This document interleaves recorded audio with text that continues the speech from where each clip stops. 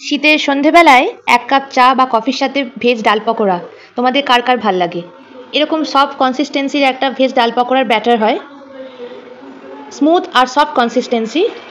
এই দেখো, তেল গরম হলে একে একে ডাল পকোড়াগুলো ছেড়ে দিচ্ছি। এই যা, আমি তো আগেই বকবক করা শুরু করে দিলাম। Welcome to care of live moments. আমি মাম।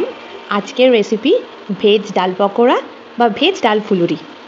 সন্ধেবেলায় বা সকালবেলায় বা প্রচণ্ড কাজের চাপের মাঝখানে মশালা চা বা মশালা কফির সঙ্গে এই ভেজ ডাল পকোড়া বা ভেজ ডাল ফুলুরি তুমি যদি তোমার প্রিয়জনদের দাও, তারাও খুশি হবে এবং তুমিও তাদের সঙ্গে একটা সুন্দর কোয়ালিটি টাইম কাটাতে পারবে এই ভেজ ডাল পকোড়া আর ডাল ফুলুরি দিয়ে। এমনকি বাড়িতে অতিথি এলেও তাদেরকেও চটজলদি এই ভেজ ডাল পকোড়া বানিয়ে সঙ্গে মশালা চায়ের সাথে অথবা মশালা কফি বা যে কোনো সফট ড্রিঙ্কসের সাথে দিতে পারো। এগুলো এতটা টেস্টি এবং সুস্বাদু খেতে হয় যে একটা খেলে মন ভরবে না। ফুলুরির আকারে দেখো, গরম তেলের মধ্যে একে একে ছেড়ে দিচ্ছি। এগুলো যেমন ফ্লাপি, সফট, জুসি, স্পঞ্জি হয়, তেমন ক্রিস্পি হয় এবং চটপটা স্বাদের টেস্টি খেতে হয়। যে কোনো সাদা তেল স্মোকিং হিট পৌঁছলে, তেল খুব গরম হয়ে গেলে, তখন ওভেনের ফ্লেম কমিয়ে দিয়ে একে একে ফুলুরির আকারে এই পকোড়া বা ফুলুরিগুলোর ব্যাটারটা ছেড়ে দেব। গোল গোল ফ্লাপি বলের মতো হবে। এভাবে দেখো, তেল দিয়ে পকোড়া দু পিঠ সমানভাবে যাতে ভাজা হয় তার একটা পদ্ধতি অনুসরণ করা হচ্ছে। এতে করে পকোড়াগুলো উল্টো পিঠটা ভাজতে ভাজতে সামনের পিঠটাও সমানভাবে ভাজা হয়ে যায়। এরকম গোল্ডেন ব্রাউনিশ কালারের পকোড়াগুলো হবে। এই পকোড়াগুলো ভেজে নিয়ে একটি অয়েল অ্যাবজর্বেন্ট টিস্যু পেপারের মধ্যে রেখে দিলে এক্সেস অয়েলটা টেনে নেবে। বড়াগুলো কত ক্রিস্পি হয় দেখবে, শব্দ শুনেই বুঝতে পারছো কত স্পঞ্জি হয়। দেখো দেখো, এই দেখো।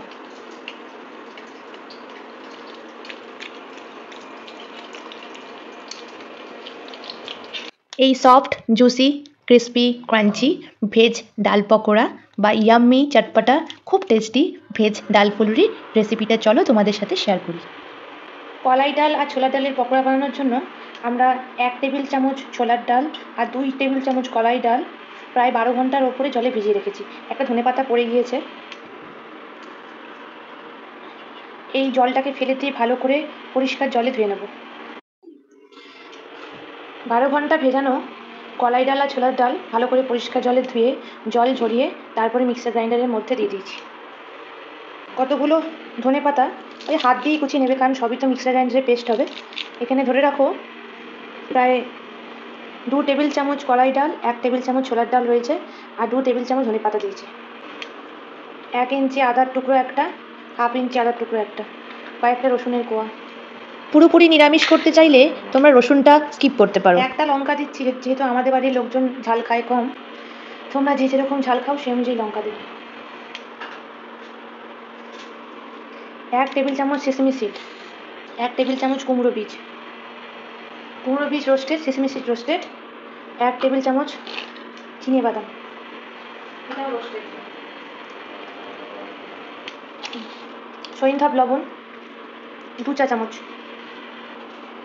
আমচুর পাউডার 1 চা চামচ, আটা 1/2 টেবিল চামচ, ময়দা 1/2 টেবিল চামচ, কর্নস্টার্চ পাউডার 1 টেবিল চামচ। এমনিতে কলাই ডাল নিজেই বাইন্ডিং এজেন্টের কাজ করে। জিরে গুঁড়ো, ধনে গুঁড়ো 1 চা চামচ করে, কাশ্মীরি লঙ্কা গুঁড়ো 1 চা চামচ, গরম মশলা গুঁড়ো 1 চা চামচ। এটাকে একটা পেস্ট করে নেব। কোনো প্রকার জল অ্যাড করবে না, ধনে পাতা এবং ডাল ভেজানোর ময়েশ্চারেই এটা পেস্ট হয়ে যাবে। ঠিক এরকম একটা স্মুথ টেক্সচারের পেস্ট হবে, এটা ক্রিমি স্মুথ টেক্সচার পেস্ট হবে।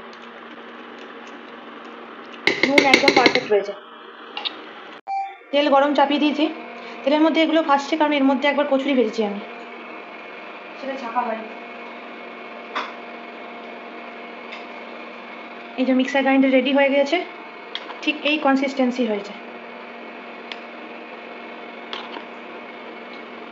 তেল গরম হলে আমরা ছেড়ে দেবো।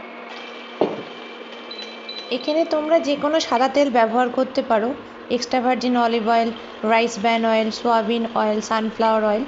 তবে তেল গরম হয়ে স্মোকিং হিট পয়েন্টে পৌঁছলে সেই খুব গরম অবস্থাতে ওভেনের ফ্লেম একদম কমিয়ে দিয়ে তারপর একে একে এই ফুলুরিগুলোর শেপে ব্যাটারটা একে একে ছেড়ে দেবে।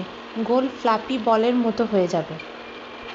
ফুলুরিগুলো ছাড়ার সময় তেল তো গরম অবস্থায় থাকবে এবং ওভেনের ফ্লেম কম থাকবে, ভেরি লো, এবং তেল ভাজার সময় ওভেনের ফ্লেম ভেরি লো অথবা লো, প্রয়োজন মতো একটুখানি বাড়িয়ে বা কমিয়ে যতক্ষণ না গোল্ডেন ব্রাউন কালার হচ্ছে ততক্ষণ ভেজে নিতে হবে। যদি খুব আঁচ বাড়িয়ে কনসিস্টেন্টলি হাই ফ্লেমের মধ্যে ভাজো তাহলে হয়তো গোল্ডেন ব্রাউন কালার খুব তাড়াতাড়ি হয়ে যাবে, কিন্তু বড়ার ভেতরটা বা ফুলুরির ভেতরটা খুব কাঁচা থেকে যাবে। ফুলুরিগুলো ছেড়ে দেওয়ার পর এইভাবে একটা ডুমো হাতা নিয়ে গরম তেল ফুলুরিগুলোর ওপর পিঠে দিয়ে দেবে, যাতে করে পেছনের পিঠটা ভাজা হতে হতে ওপরের পিঠটাও সমানভাবে ভাজা হয়ে যায়। কলাই ডাল মিনিমাম 12 ঘন্টা ভিজিয়ে রাখবে। কলাই ডাল আর ছোলার ডাল খাবে, এত সুন্দর টেস্টি খেতে হয় না। চা কফির সঙ্গে তো তোমরা খেতে পারবেই, ডালের সঙ্গে ভাত দিয়ে খেতে পারবে।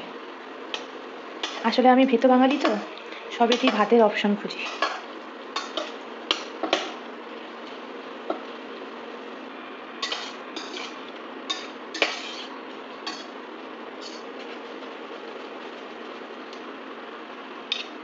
একটা প্লেটে এভাবে oil absorbent white tissue paper নিয়ে নেবে, তার মধ্যেই ভাজা বড়াগুলো ধরে রাখবে।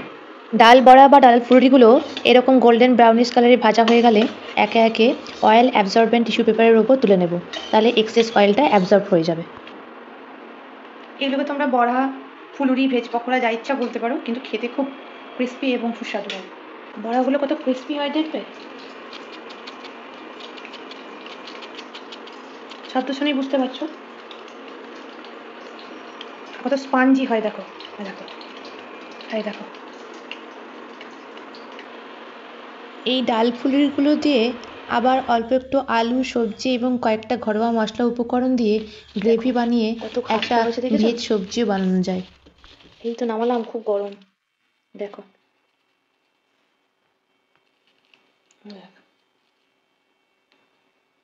এতটা ক্রিস্পি হবে। কেয়ার অফ লাইফ মোমেন্টসের এই কন্টেন্টগুলো যদি তোমাদের ভালো লেগে থাকে আরও বেশি বেশি করে লাইক করো, সাবস্ক্রাইব করো, শেয়ার করো ও ফলো করো, এবং কেয়ার অফ লাইফ মোমেন্টের পাশে থেকো। তোমরা সবাই সুস্থ থেকো, খুব ভালো থেকো।